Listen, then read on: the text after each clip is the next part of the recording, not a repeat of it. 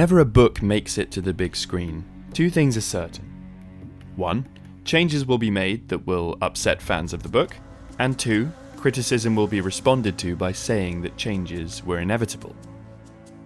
The discourse around film adaptations always gets quite circular. What's important with an adaptation, in order to do justice to the source material, is that the spirit of the work remain intact. Sometimes changes are made by the filmmakers in order to better put across this spirit. Dune Part 2 is an example of a film that tries to do just that, but ends up undermining this spirit in the process.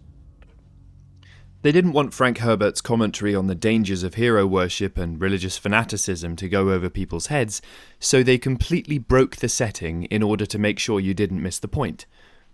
And more than in other works, the setting of Dune is essential to its spirit. Now, I know I'm in the minority for criticising this movie, and honestly I did enjoy watching it. I don't think it's set out to butcher the book or anything. I'll even give it credit for its visual style, acting and score. The problem I have is not that changes were made, or that there are petty inaccuracies with the lore or anything. Dune is a philosophical novel, and the filmmakers seem to be unaware of how the changes they made violate the philosophy of Frank Herbert, ironically enough, out of a desire to communicate it.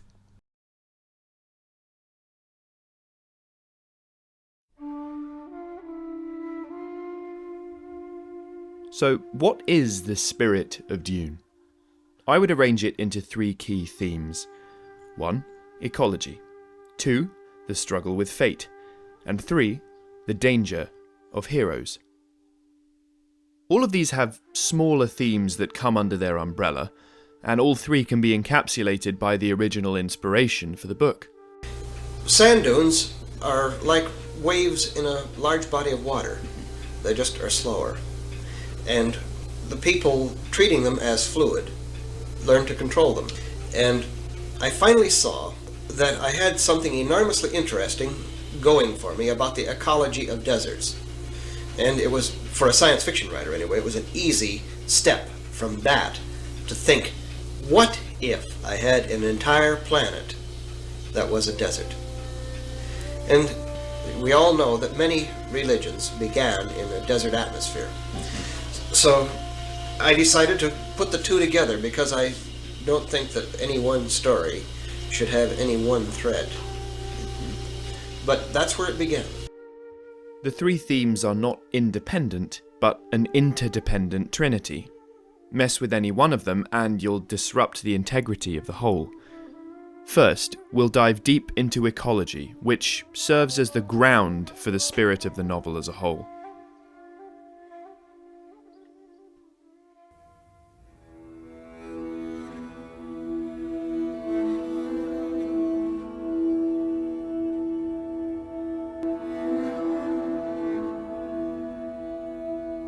Herbert was acutely aware of how environment shapes people and society, and this is key to the brilliance of Dune as a fictional world. What makes his setting so alive and believable is the attention given to consequences. Like a real-world ecosystem, Arrakis and its inhabitants are all joined in a chain of causes and effects. From the simple premise, water is scarce. Here we see what Liet Kynes, the planetary ecologist of Arrakis, calls the law of the minimum. Growth is limited by that necessity which is present in the least amount. The natives of Arrakis are defined by the desert, to the extent that they are evolutionarily adapted to the scarcity of water. They are shown to preserve water at all costs, wearing still suits to catch all expelled moisture, and going so far as to extract it from the dead. The formative pressures of Arrakis are the essence of the Fremen. Somewhat ironically, although there is precious little water on Arrakis, water is everything on Arrakis. All layers of meaning are underlined by the presence of water. It is the substance that defines the horizon of possibility. This is what eco-philosopher Chad Haig calls the soma, the underlying stuff that determines the limitation of its ecological context. For us, this is oil, and it would be grain in an agrarian society. In each setting, the soma is what underpins Kynes' law of the minimum. We expect endless economic growth today because fossil fuels give huge amounts of energy from low investment. On Arrakis, the Soma is water in its extreme scarcity. We have powerful friends. You help us off-world, to Caladan, you will be well rewarded. What wealth can you offer beyond the water in your flesh? The limitations of Arrakis make it so that organic life reveals itself as available precious water. Crucially, this isn't self-conscious or rational, but essential for survival. The ecology of Arrakis doesn't just mould the biology of the Fremen or their way of life, but the horizon of what is thinkable. How the Fremen conceive of their world and how they must conceive of it to survive. Their belief system is downstream from the Soma. It is a consequence of ecology, that is, a consequence of the setting. Well, the moral norm, as I saw it in Dune, was something that is imposed upon people by their environment. Yeah. I mean, it's as fixed as how many wives a man in this culture might be able to support and thereby have, or what possessions he can carry from one stopping place to another, and how this would control the moral laws. So what is the Fremen worldview? To answer that question, I'll turn to the philosophy of Giambattista Vico, an Italian philosopher and early critic of the Enlightenment. Critiquing Descartes, Vico cautioned that the absolute knowledge of creation belongs only to the one who created it, only to God. In line with this, Vico divides human history into different phases of awareness. His labels are dated, but his insights are very ahead of their time. Before civilization, you have what he calls the barbaric or heroic age. His favourite name for this state is la poesia, poetry. The Fremen, a deeply and even fanatically religious people, exist in this state, in poetry. It is essential to their being. Poetry is not born by a caprice of pleasure, but as a necessity of nature. Poetry is so far from superfluous and eliminable that, without it, thought does not arise. It is the primary operation of the human mind. Frank Herbert understood this well. The mythology of the Fremen, their hope for a paradise of abundant water, is as real as anything else about them. Not only in the very literal sense that Paul fulfills the Mahdi prophecy, but that the Fremen's nostalgia for paradise, embodied in abundant water, is itself an unconcealment of the ecological law of Arrakis. Water is everything, it underlies all meaning. For the Fremen, who inhabit La Poesia, paradise is abundant water, and cannot appear as anything else. There is no arbitrariness in any of this. Their religious fanaticism, which in the book is even described as a religious adaptation, is again a consequence of their poetic experience of the world, which is a consequence of their limited ecology. It reflects the unity of the setting and Herbert's own philosophy of ecology. You can't treat this as a small detail and change it without doing huge damage. It's not just a question of good world building, but of the spirit of Dune. In trying to make sure that Herbert's commentary on religion, fate, and heroism was not missed, they ended up dislodging the very ground of the spirit of Dune, its ecological basis.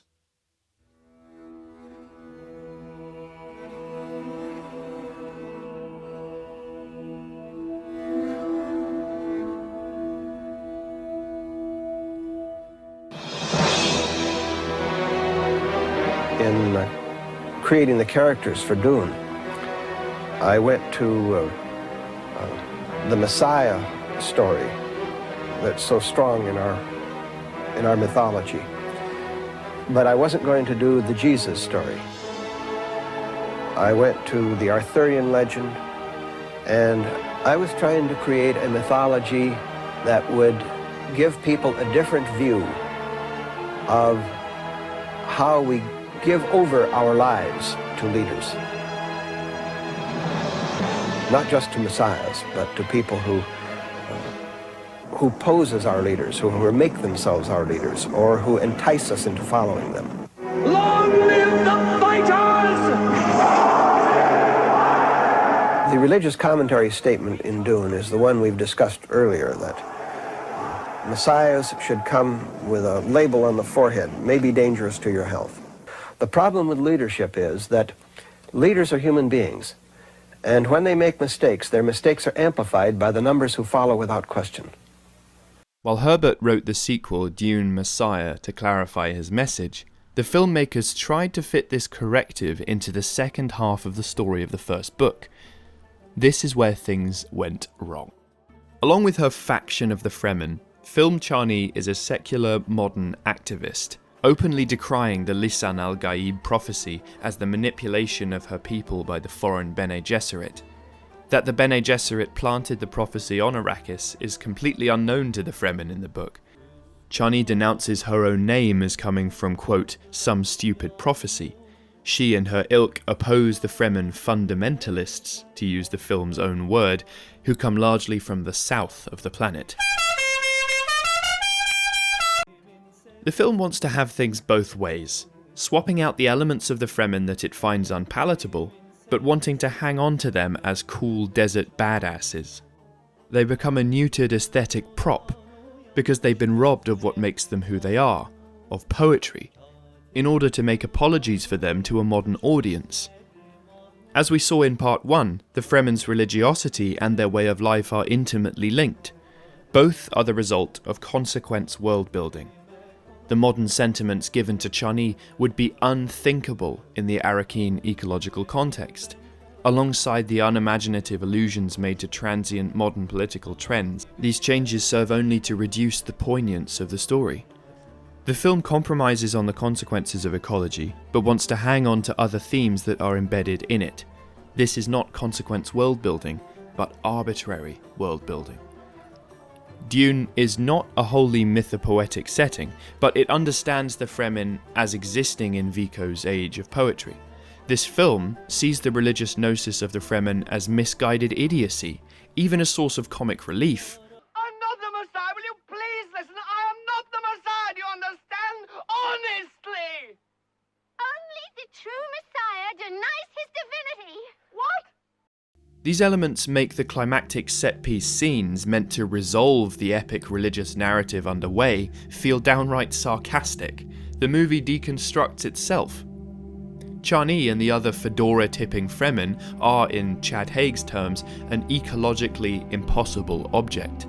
As far as Dune, the novel, is concerned, they cannot exist. They fundamentally break the setting. The filmmakers do not treat the world with the care and intent that Herbert did. There is no limit on what is thinkable. What the Fremen think is an outgrowth of what the filmmakers are comfortable with them thinking. Arguably, the filmmakers' own modern attitudes, from a Hegelian context of arbitrariness where beliefs are as fungible as breakfast cereals, inform their own introduction of arbitrariness into Arrakis. It is this arbitrary approach that critically damages the film's verisimilitude.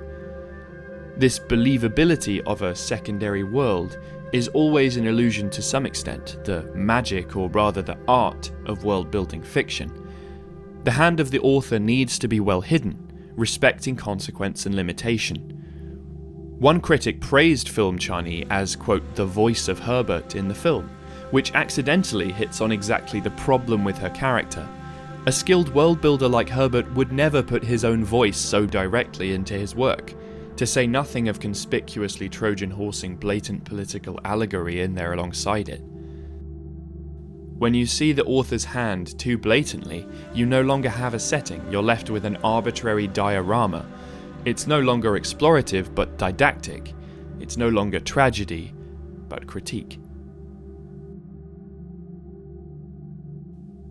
There's nothing necessarily wrong with critique, but it is out of place in a Dune movie.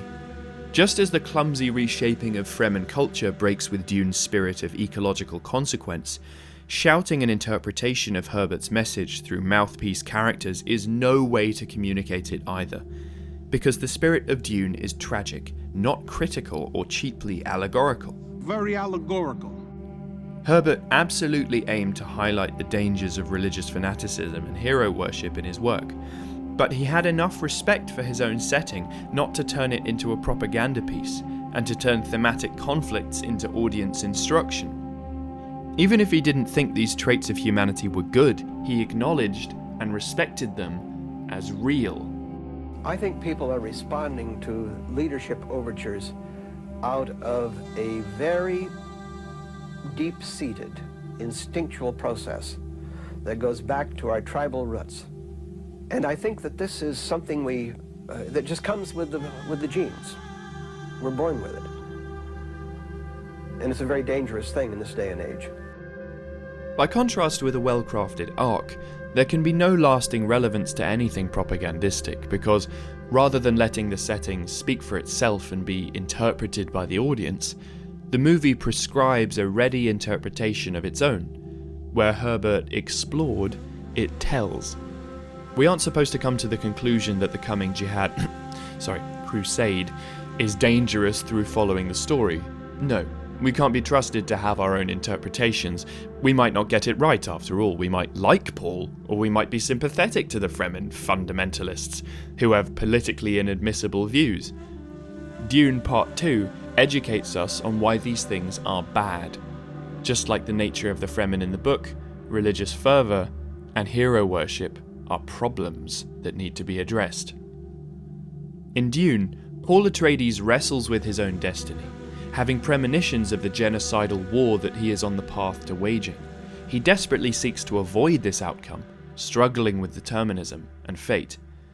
Ultimately, Paul is a tragic figure who comes to embody something that was immanent within him that he was never really able to choose. This conflict is itself absolutely something to explore, but not to explain or externalize onto characters that can tell us all the answers. Just like Herbert was able to treat ecology and the internal consistency of his world with respect and humility through his tragic exploration of deeply human themes, he was able to pose fascinating questions, bringing his readers to reflect on the human condition, the laws of ecology and fate, the corruptibility of those in power, the danger of hero worship and religious fervour. Whatever his views on any of them, Herbert saw all of these themes as elements of human experience, as parts of the mystery of life that deserved exploration and reflection, represented in a world that was internally consistent, not arbitrarily engineered to make a point. Villeneuve's Dune treats these issues as problems to be solved, not, like Herbert, as realities to be experienced.